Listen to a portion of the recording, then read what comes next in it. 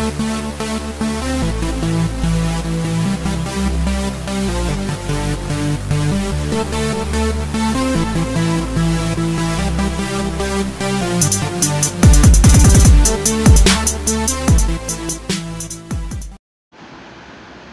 happy Sunday racing bayang karerista. At bago nga tayo magsimula, no, shoutout lang tayo kay Boss Celso Flores ng Barangay 375. Boss, happy birthday, happy racing, good luck sa'yo. And pati na rin kay Boss Jamin Buenape, good luck boss, happy racing sa'yo. Pati na rin kay Boss Ronald Susim, happy racing boss. So papalo na lang din po Tipsy Race and Review Facebook page para sa mga impormasyon sa karera at iba pang larangan ng sports. Okay, araw tayo ng linggo, no? August 13, 2023. At meron tayong 8 karera para ngayong Sunday racing, no? At medyo may kanipisan ulit yung lineup natin. So simulan na natin yung mga giya natin para sa araw ng linggo, August 13. Post time nga pala, alas 2 ng hapon, no? Race 1. Okay, race 1, start ng first pick 5. 3-year-old and above maiden race, 1,000 meters lang yung distansya natin dito. First choice natin, yung numero 1 na si Super Spunky. Medyo mainam yung huling takbo nito, no? At actually, unang takbo niya sa maiden yun. Pumangatlo siya nung takbo nga na yun. So, tingin ko may inam tong kabayong to. Second choice natin yung numero 7 na si Don Pedro, sasakyan ni Alison Pabilik. Alam naman natin di bandera to, no? At medyo nagkaroon nga lang ng aberya nung huling takbo, no, sa largahan. So tingin ko kung walang aberya, malaki panalo nito ngayon, no? Okay, so sa race number 1, first choice natin numero 1, Super Spunky. Second choice numero 7, Don Pedro. Okay, race 2 tayo. Start ng winner take all. Class 4, 34 to 39 bracket. Medyo mataas na grupo to. 1,400 meters ang distansya. First choice na rin natin, no? Numero 3, Flattering You. Kelvin Abobo, yung re-renta dyan.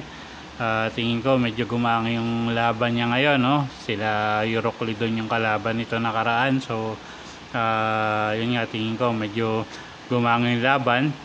At regular rider naman niya si KB Abobo.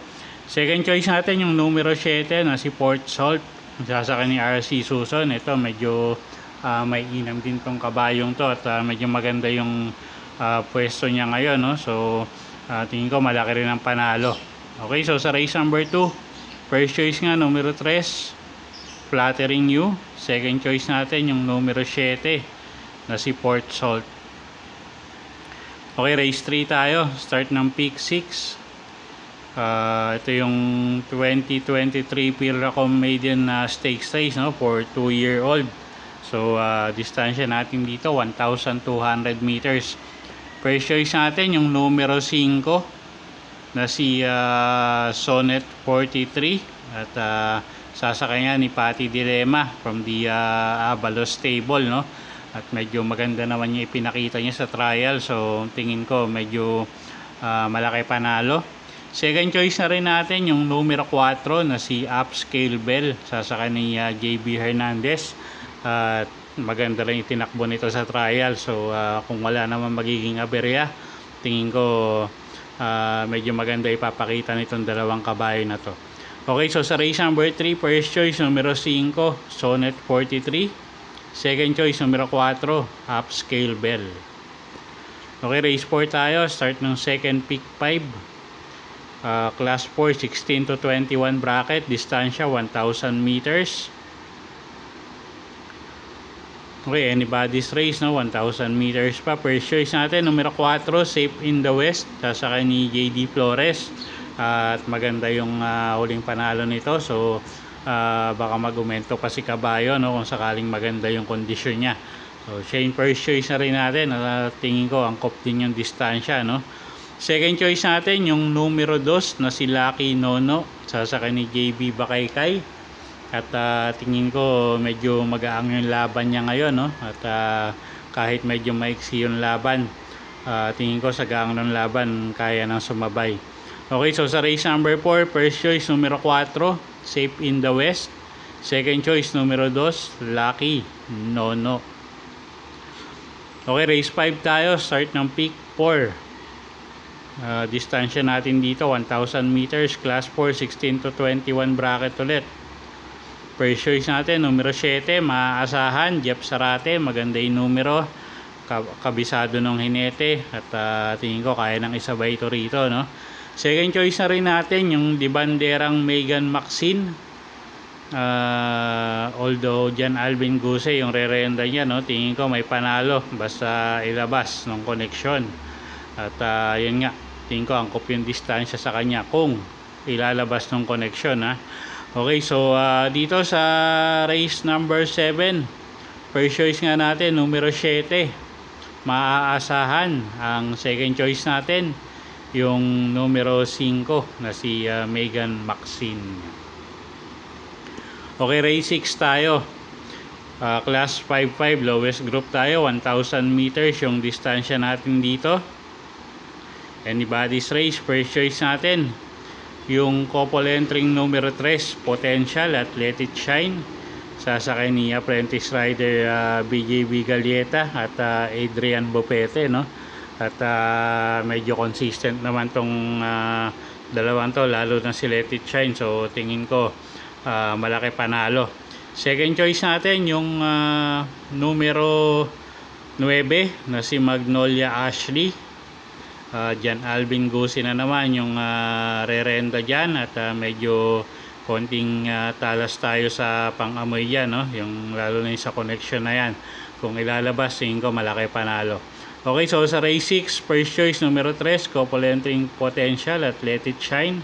Second choice numero 9, Magnolia Ashley. Okay, race 7 tayo, class 5, 6 to 10 bracket, distansya 1,400 meters. Medyo magulong karera din to, no? First choice natin, numero 1, Misha. Jeffrey Bakayka yung re-renda dyan, at tingin ko gumangin laban niya ngayon. Ang second choice natin dito, yung numero 6 na si Autumn Shower, CBR Donya. Ito pa isa, no? Pagka nilabas ng connection, tingin ko kayang-kaya yung grupo. Pero yun nga, yung tanong natin kung ilalabas, no? So siya yung second choice natin. Third choice ko, pang dehado, yung numero 3 na si Douglas Spear. Sasakay ni Peter Jan Guse. Pass muna ako dun sa numero 2 na si Silver Glow, no? Kung gusto nyo isama, pwedeng panama rin yan, pero pass muna ako dyan. Okay, so sa race 7, first choice numero 1, Misha. Second choice numero 6, Autumn Shower. Third choice numero 3, Douglas Spear. Okay, last and final race tayo, race number 8, class 5, 11 to 15 bracket, distansya 1,400 meters. Okay, paratingan, no? First choice natin yung numero 9 na rin na si Axis Deviation. Si A. Reyes yung re-renda dyan, apprentice rider. May inam din tong batang to, no? At yung numero 9 medyo may kababaan na nga rin sa grupo. So tingin ko medyo lamang to. Second choice natin yung numero 7, Maximum Speed. Sasakay niya ni RC Suson.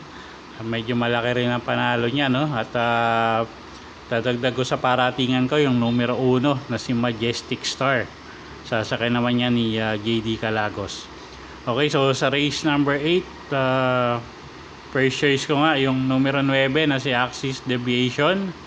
Second choice numero 7, Maximum Speed. At third choice yung numero 1 na si Majestic Star. Okay, so yun po yung mga giya natin para sa araw ng linggo, August 13, 2023. Sana po yung makatulong sa pagpili nyo ng mga tatayang kabayo. Inulit ko po, kayo pa rin po masusunod kung saan nyo itataya yung pinagpaguran yung pera. Good luck po at happy Sunday racing, bayang karerista.